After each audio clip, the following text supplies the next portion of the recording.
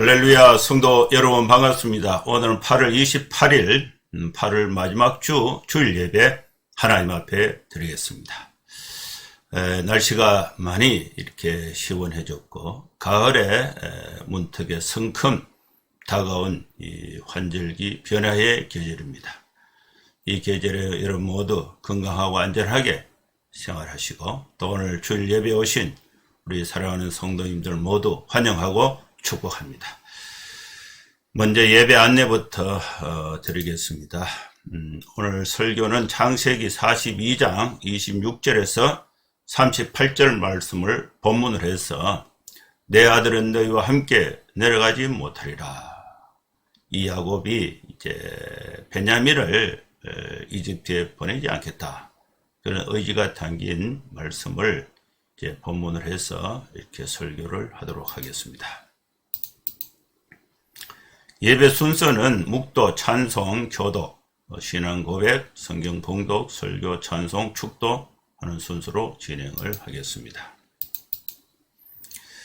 그럼 다같이 묵상 기도하심으로 8월 28일 주일 예배 하나님 앞에 드리겠습니다. 거룩하신 하나님 아버지, 이 시간에 주님의 은혜를 사모해서 우리 사랑하는 성도들이 주님 앞에 예배로 모였습니다.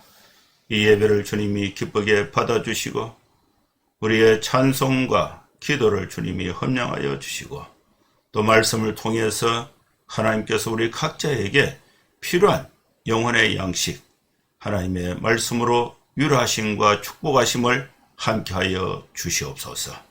예배 모든 시종을 하나님의 손에 부탁하오며 예수님의 이름으로 기도하옵나이다. 아멘.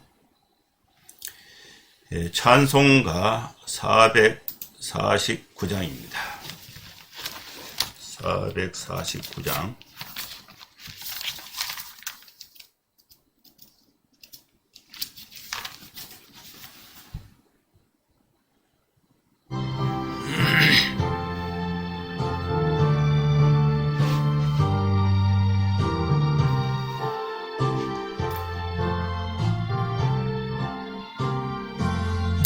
예수 따라가면 복음 순종하면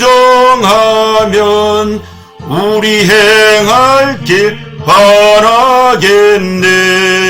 주를 의지하며 순종하는 자를 주가 늘 함께 하시리라.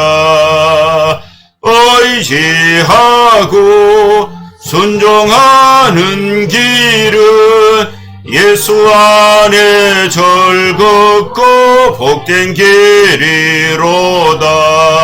해를 당하거나 우리 고생할 때 주가 위로해 주시겠네. 주를 의지하며 순종하는 자를 주가 안위해 주시리라. 의지하고 순종하는 길은 예수 안에 즐겁고 복된 길이로다. 태양의 짐을 지고 슬픔 위로하면 주가 상급을 주시겠네. 주를 의지하며 순종하는 자를 항상 복 내려 주시리라. 의지하고 순종하는 길은 예수 안에 즐겁고 복된 길이로다. 하던 것을 주께 다 드리면 우리 기쁨이 넘치겠네. 주를 의지하며 순종하는 자를 언날 풍성케 하시리라. 의지하고 순종하는 길은 예수 안에 즐겁고 복된 길이로다.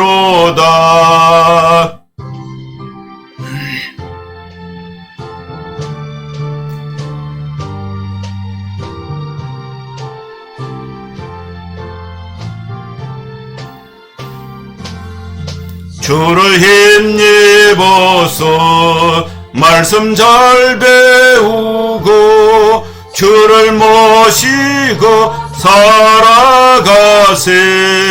주를 의지하며 항상 순종하면 주가 사랑해 주시리라. 의지하고 순종하는 길은 예수 안에 즐겁고 복된 길이로다.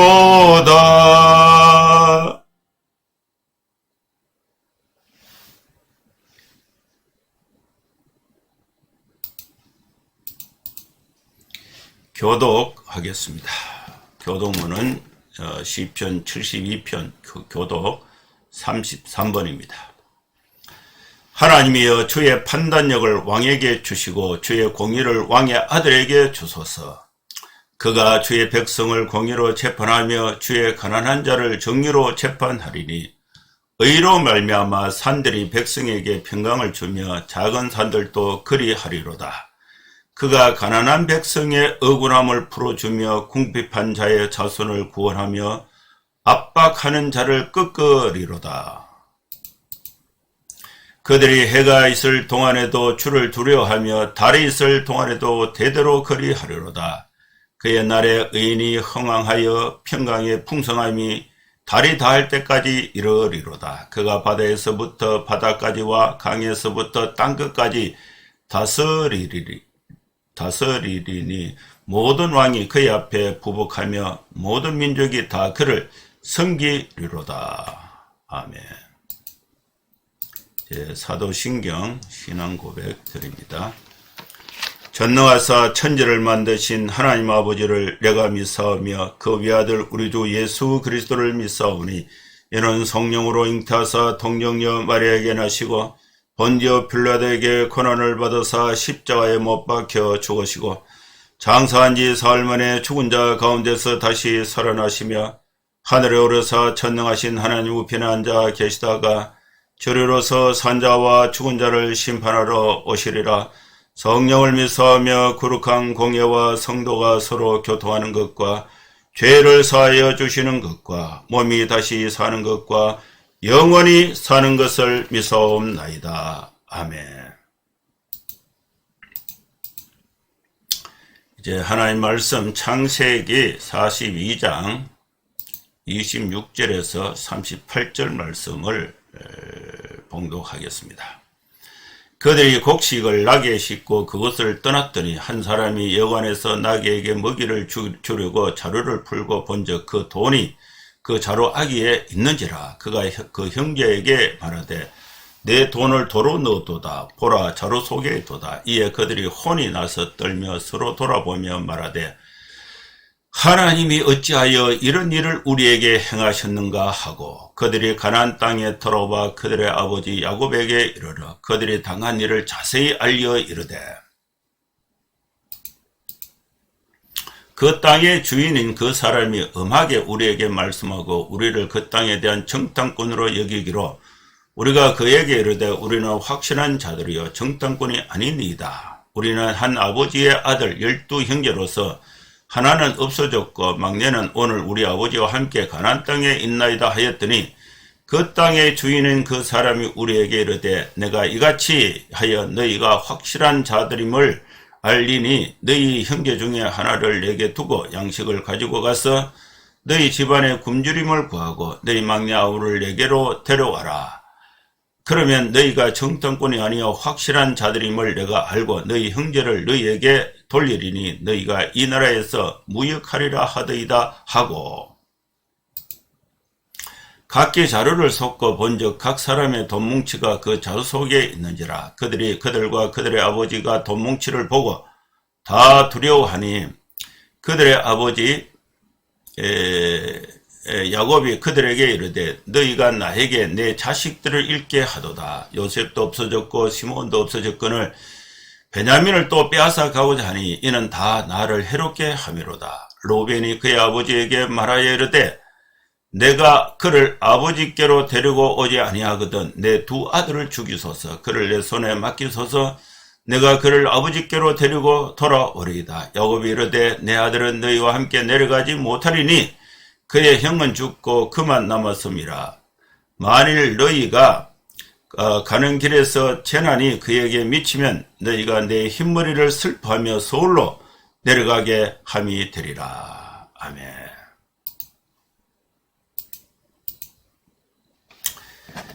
오늘도 하나님께서 저와 또 여러분들에게 창세기의 소중한 말씀을 영혼의 양식으로 우리에게 주셨습니다.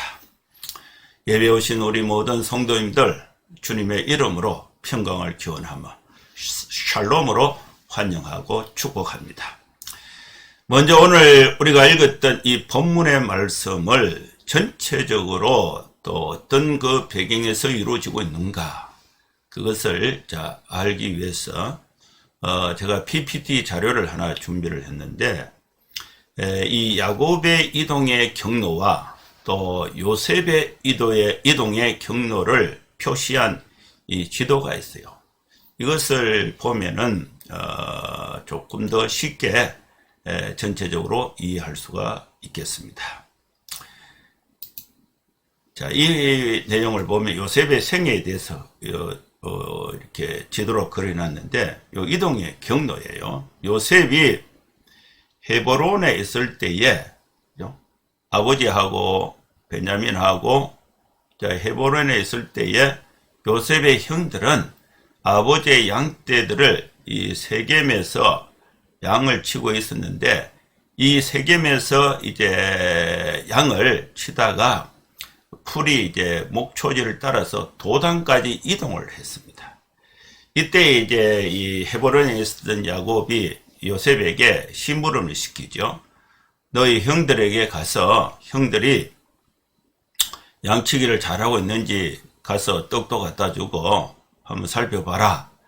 그래서 아버지의 심부름으로 이 요셉은 베델로 가서 세겜에 가서 찾아보니까 형들이 없어요. 그래서 이 지나가는 사람들에게 물어보니까 너희 형들이 도단으로 갔다. 그래서 도단으로 갔어요.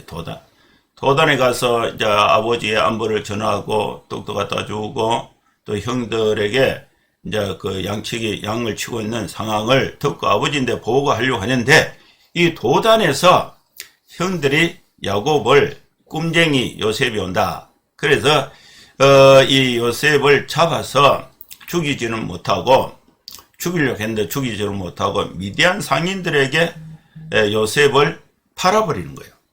팔아버리니까 요셉이 이렇게 해서 보디발의 장군의 집에 팔려서 여기서 종이 되어버린 것입니다.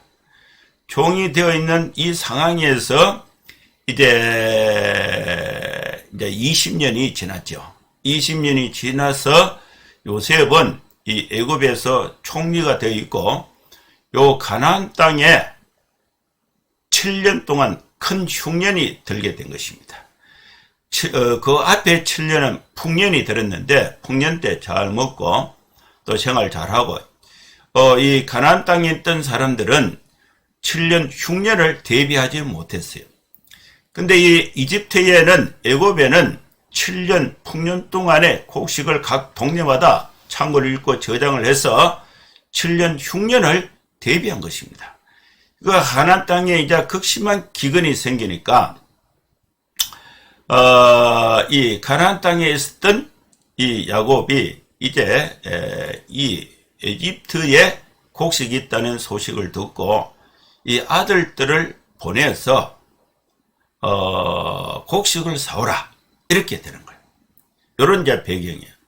그리고 이제 여기서 이제 이 야곱이 요셉이 총리가 됐다는 사실을 나중에 알게 되고 그 요셉이 아버지를 비롯해서 그의 가족들 75명을 이집트의 애굽에 초청하는데 이 고센 지역에 거주하게 하는 것입니다.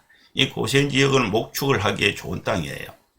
그래서 여기에 이제 야곱의 가족이 여기서 정착을 하게 되고, 정착을 해서 400년이 지나면서 모세 때에 가나안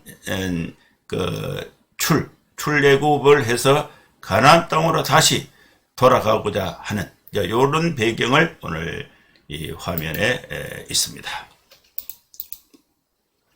자, 이 과정에서 가나안 땅에는 기근으로 먹을 양식이 없고 애굽에는 풍년 때 저장한 이 곡식이 풍부했습니다. 그래서 가나안 땅에 살고 있었던 이 야곱이 아들들에게 이제 아들이 10명이죠. 요셉 빼고 또 베냐민을 빼고 10명의 아들들에게 애굽에 가서 곡식을 사오라. 그리고 돈을 줬습니다. 그래서 이 로벤, 맏아들 장자 로벤을 비롯해서 이렇게 10명의 아들들이 애굽에서 곡식을 사서 1차로 사서 가지고 이제 아버지에게 돌아왔어요. 돌아오면서 그 중간에서 문제가 발생을 했는데, 분명히 이제 그 곡식을 살 때에 자기들이 그 합당한 돈을 다 이렇게 대금을 지불하고 곡식을 사서 그 곡식을 자루에 이제 담았는데, 담고 이제 돌아오는 길에 그 거리가 이제 멉니다. 빨리 이동하면 한 보름 정도 걸리는데 실제로는 뭐 한 달 정도 이렇게 걸리는 먼 거리인데, 그들이 곡식을 싣고 26절에 이제 애굽에서 출발을 했습니다. 가나안 땅으로 출발했는데, 이때 곡식을 싣고 오는 그 운송수단이 뭐냐? 나귀예요. 나귀는 제일 작은 것이고, 또 이 당시에 말도 뭐 많이 사용이 됐는데 말보다 낙타가 많이 사용이 됐어요. 낙타는 값이 비싼 것이고 나귀는 조금 아주 산 거예요. 그래서 야곱의 아들들은 나귀에 곡식을 싣고 이제 걸어서 이 애굽에서 가나안 땅으로 이동을 하고 있습니다. 근데 하루 만에 다 못 오기 때문에 중간에 여관에서 이제 자야 되는데, 이 당시에 그 국제 상황을 보면은 애국과 무역을 하는 이 근동 아시아의 국제 경제 상황은 그렇게 복잡하지는 않아요.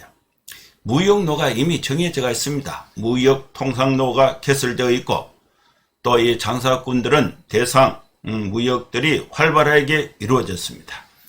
이들 이렇게 이동하는 이 무역하는 또 장사하는 대상들은 곳곳에 여관과 식당이 이제 길목에 발달이 되어 있습니다. 그래서 이동하는 사람들은 이 경제적인 목적으로 지역 간 또 국가 간에 이제 이동을 하면서 물물 교환을 하는 거죠. 하면서 두 가지를 이제 준비를 해야 되는데, 정보를 알아야 돼요. 정보. 이쪽에는 뭐가 있고 이쪽에는 뭐가 있고, 중간에 이제 이쪽에 없는 것을 이쪽에서 가져오고 이쪽에 없는 것을 저쪽에서 가져오고, 이렇게 해서 중간에서 이윤을 챙기는 그런 간단한 무역입니다. 무역인데 그 인력을 잘 관리를 해야 되고, 또 짐을 싣고 나르는 그 낙이나 말이나 낙타 이런 것을 잘 관리를 해야 돼요. 그래서 중간에 여관에서 사람도 먹고 쉬어야 되지만은 나귀도 쉬고 풀을 먹거나 이렇게 나귀도 이제 뭔가 먹여야 힘이 나서 이제 이동을 하잖아요. 요런 필요와 충족이 절묘하게 잘 이루어지는 곳이 이제 여관인데, 이 여관에서 이제 한 여관에 도착해서 이 야곱의 아들 중에 한 명이 이제 나귀에 풀을 먹이기 위해서 이제 이 자루를 풀은 거예요. 나귀에게 먹이를 먹이려고 자루를 풀었는데, 풀어보니까 그 자루 안에 돌이 들어있는 거예요. 그러면은 이제 문제가 아주 심각하게 된 거예요. 돈을 지불하지 않고 곡식을 가져온 결과가 된 것입니다. 본인들이 이제 의도적으로 그렇게 하지는 않았는데 분명히 다 지불하고 이제 곡식을 사서 이제 아버지 집에 가기 위해서 이제 이동 중에 여관에서 그 자루를 열어보니까 거기에 아구에 돈이 들어있는 거예요. 이것은요, 돈을 훔쳤다는 대금을 지불하지 않고 곡식을 가져갔다는 확실한 물증이 되는 것입니다. 이것은 문제의 소지가 무역적 상황에서 봤을 때에 아주 큰 것입니다. 자루아기에 돈을 발견한 한 사람이 그의 형제들에게 겁이 나서 또 말을 했습니다. 내 돈을 도로 내 자루에 있다. 보라, 자루 속에 돈이 있다. 이 말을 들었던 이 형제들은 혼이 났습니다. 혼이 나가버렸거든요. 혼이 나서 떨면서 서로 돌아보며 말을 합니다. 그러면서 너무나 기가 막힌 일이 발생했기 때문에 이들이 이구동성으로 하나님이 어찌하여 이런 일을 우리에게 행하셨는가? 문제의 심각성을 확실히 인식한 것입니다. 그런데 이렇게 된 우리는 본인들의 잘못은 전혀 없는데 분명히 돈을 지불하고 왔으니까, 그런데 보니까 어떻게 된 상황인지 과정은 모르지만은 자기들의 자루에 돈이 있는 거예요. 그래서 하나님이 어찌하여 이런 일을 우리에게 행하셨는가? 하나님께 원인을 또 원망을 돌리는 그런 장면이 포착되고 있습니다.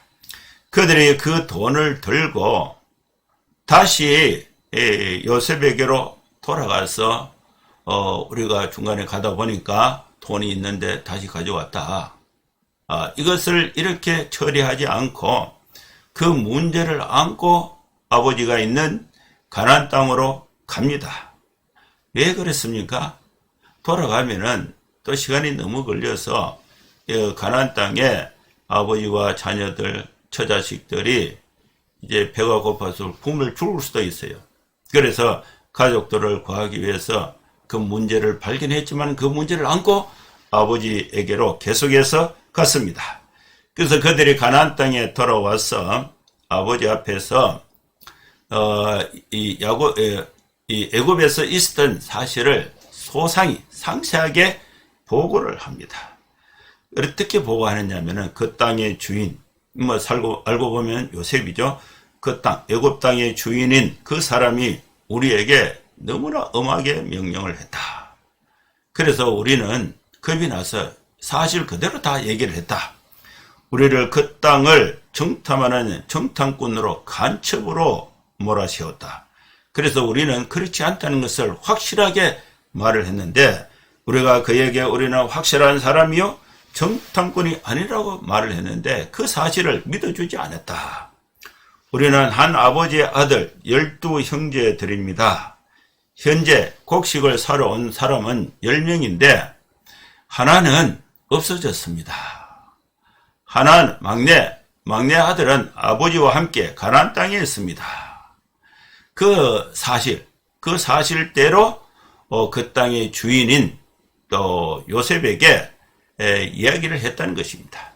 그런데 그 땅의 주인 요셉이 그 사실을 이렇게 해서 정탐꾼이 아니라는 사실을 증명하라고 말을 했습니다. 뭐라고 이제 말을 했느냐?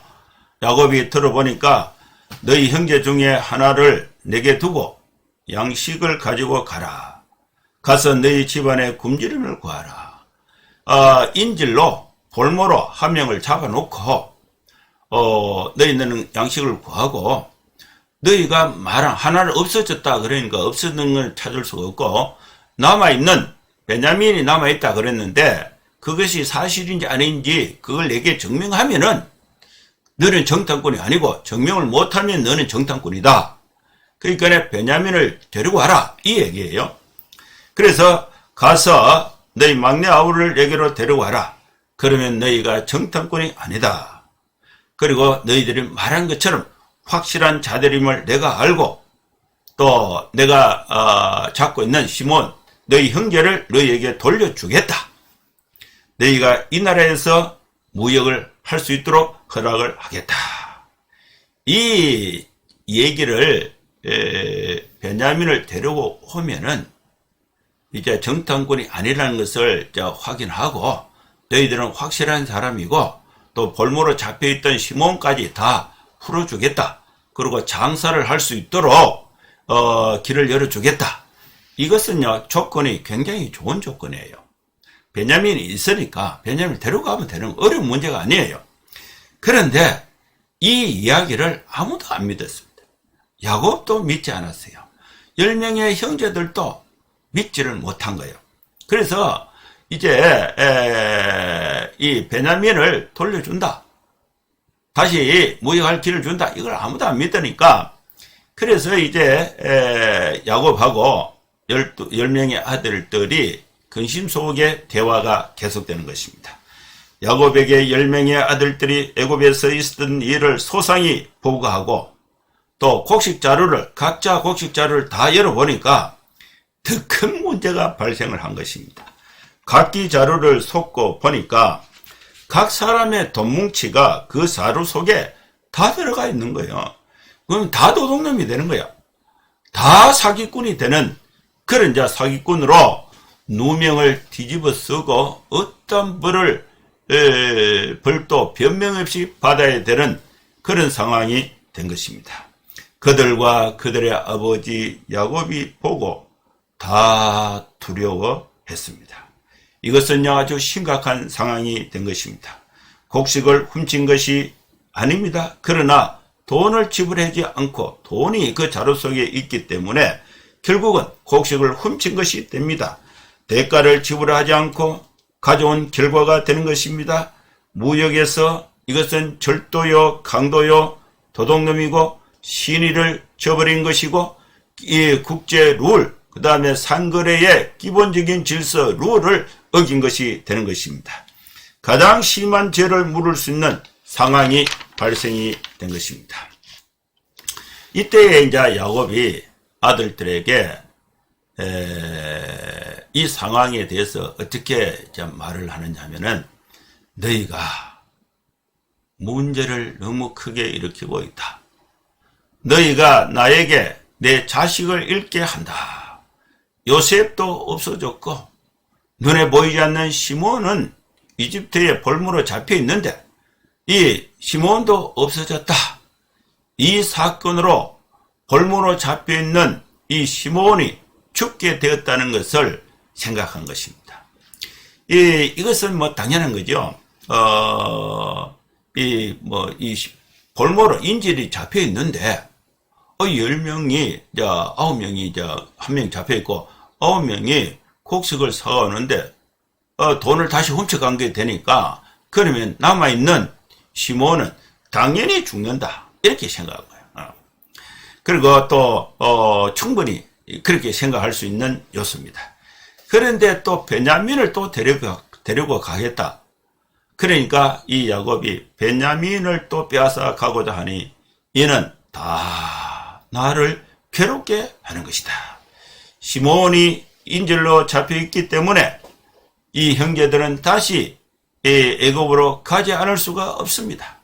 시몬 때문에도 가야 되고 또 들고 갔던 이 곡식이 다 떨어지면은 아직 흉년이 7년 동안 진행이 됐기 때문에 또 굶어 죽지 않고 또 먹고 살기 위해서 이집트에 또 양식을 구하러 가야 되는 이유가 분명한 것입니다.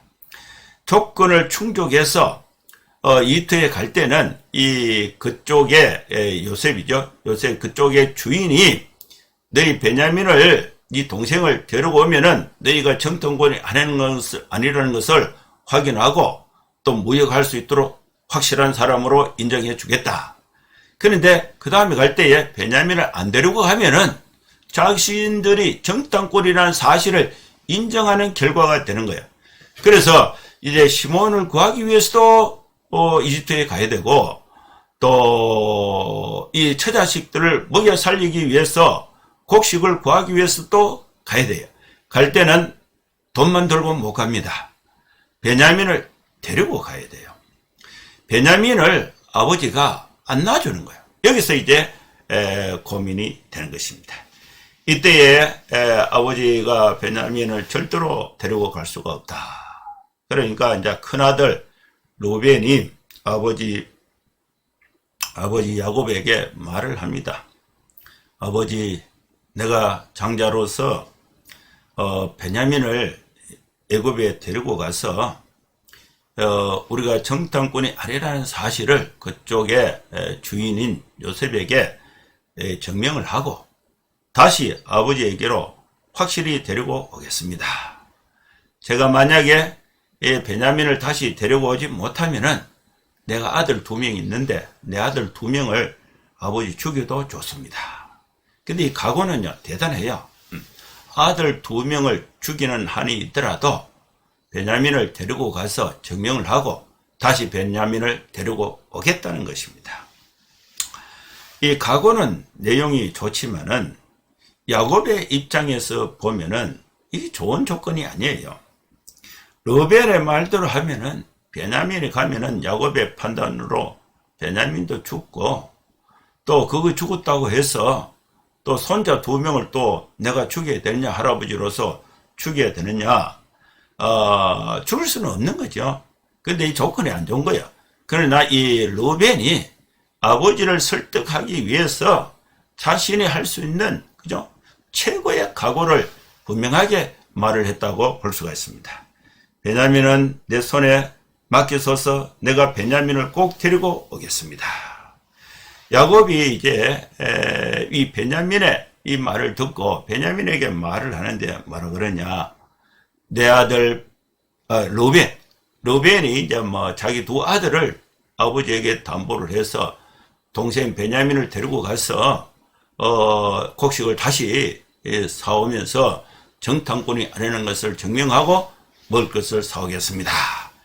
이 얘기를 이제 르벤이 야곱에게 하니까 야곱이 이제 르벤 말을 듣고 이제 어떻게 말을 하느냐면은 단호하게 거절합니다. 내 아들 베냐민은 너희와 함께 내려가지 못한다.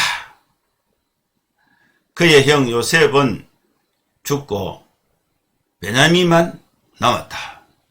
너희가 가는 길에 재난이 베냐민에게 미치면은 너희가 내 흰머리를 슬퍼하며 서울로 내려가게 함이 되리라. 그래서 이 아버지 야곱은 12아들 중에 12아들이 다 자기 품 안에 있을 때는 요셉에 대해서 특별한 사랑을 가짐으로 인해서 다른 아들들이 시기를 해서 요셉을 팔아버린 것입니다. 그리고 요셉이 없어지고 이제 극한 이 흉년의 상황에서 곡식을 이집트에서 사와서 생계를 유지해야 되는 이런 상황에서 베냐민을 다른 아들들보다 극진히 사랑함으로 인해서 가정에 지금 붕괴의 위기에 직면해 있게 되는 것입니다. 이 사실이 오늘 이 말씀, 여기서 이제 야곱은 확실하게 베냐민은 내 아들은 너희와 함께 내려가지 못한다. 이 말씀을 이제 야곱이 아들들에게 하게 되는 것입니다. 이 말씀에서 우리가 하나님의 은혜를 받고자 합니다. 야곱의 가족들은 모두 다 하나님을 믿고 있었습니다. 야곱도 하나님을 믿었습니다. 그리고 야곱의 10명의 아들들도 하나님을 믿었습니다. 요셉도 하나님을 믿었습니다. 그런데 요셉과 10명의 아들과 야곱은 동일한 하나님을 믿는데 자기들 관계 속에서는 신뢰하지 못한 것입니다. 자기들 관계 속에서는 사랑이 달랐던 것입니다. 야곱과 10명의 아들 요셉과의 관계는 서로 믿지 못하는 상황이 된 것입니다. 야곱은 10명의 아들들이 말하는 것이 사실이었음에도 불구하고 그것을 믿지 않았습니다. 요셉은 10명의 형들이 요셉에게 이야기했을 때에 그것을 사실임을 알고도 그것을 믿지 않고 정탐꾼이라고 뒤집어 씌운 것입니다. 10명의 아들들은 요셉에게 사실대로 얘기했고 아버지에게 사실대로 얘기했는데, 사실대로 이야기를 했는데도 사실을 이야기해도 요셉으로부터 또 아버지 야곱으로부터 신뢰를 받지 못했습니다. 이 과정에서 우리가 동일한 하나님을 믿고 동일한 하나님을 믿는 가족 내의 각 구성원들은 아버지와 아들과 형제 간에 신뢰를, 동일한 하나님으로 인해서 신뢰를 회복해야 하는 과제를 안고 있는 것입니다. 사랑하는 성도 여러분, 우리는 하나님을 믿을 때에 진실해야 됩니다. 그리고 하나님을 믿는 성도 간에, 가족 간에, 형제 간에 진실함으로써 하나님의 믿음에 대한 신뢰가 우리 인간 사회에서 그대로 표출되어져서 인간이 갖고 있는 문제를 해결하고 화목을 이루는 하나님의 은혜와 축복이 우리 가운데 함께 할 수 있기를 주의 이름으로 축원합니다. 기도하겠습니다. 거룩하신 하나님 아버지, 주님의 은혜를 감사합니다. 오늘 우리에게 주신 이 말씀을 토대로 해서 우리가 하나님을 진실로 믿고 하나님을 믿는 그 믿음을 토대로 해서 우리 인간관계 속에서 확실한 신뢰와 믿음을 가지고 또 행복하고 복된 삶을 살아가는 우리 성도들의 삶이 되게 하여 주시옵소서. 예수님의 이름으로 기도하옵나이다. 아멘. 찬송가 505장 찬양 드리겠습니다. 505장입니다.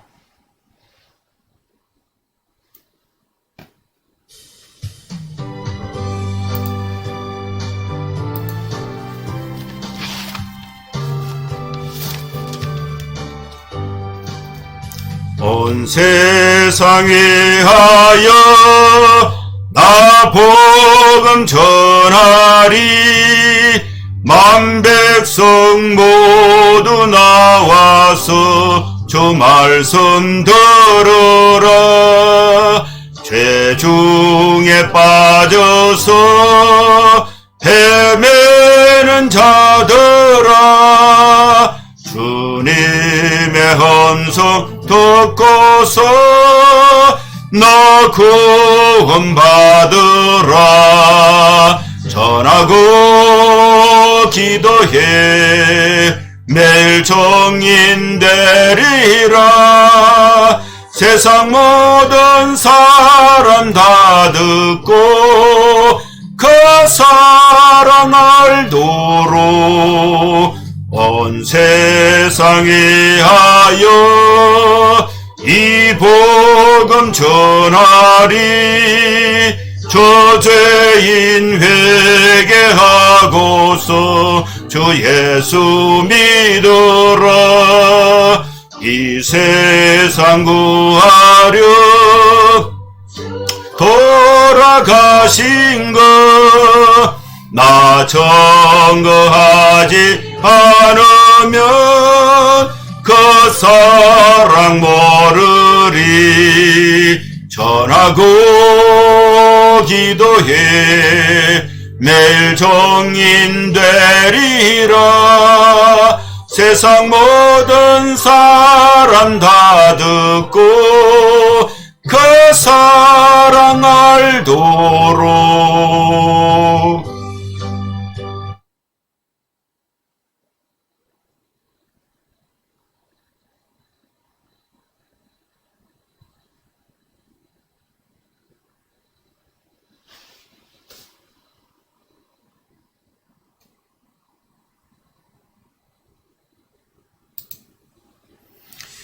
축도하겠습니다. 이제는 우리 구주 예수 그리스도의 크신 은혜와 하나님의 사랑과 성령의 감동함과 역사 충만 축복하심이 이곳에 함께 예배하는 모든 성도들 머리 위에 이제로부터 영원토록 함께 있을지어다. 아멘. 예, 감사합니다. 여러분 환절기에 건강하고 또 코로나 상황 속에서 손 씻기, 또 이렇게 마스크 착용, 또 이렇게 비타민 많이 드시고 건강하고 안전하게 생활하시고 또 다음 주에 또 뵙도록 하겠습니다. 감사합니다. 샬롬.